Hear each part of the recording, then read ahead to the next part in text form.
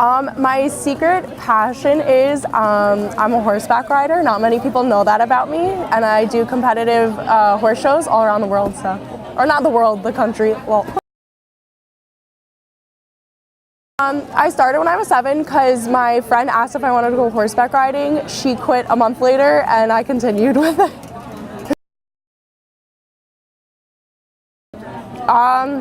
Horseback riding what it does for me is it helped me build like a connection with an animal, and it allowed me to like build trust skills. So, like counting on other people. So.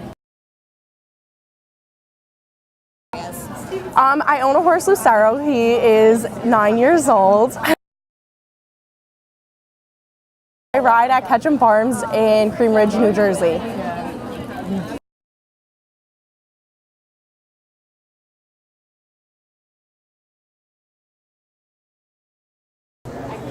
My secret skill would probably be that I can juggle oranges also. In 5th grade. Yeah, I definitely could juggle right now. Okay, is this good?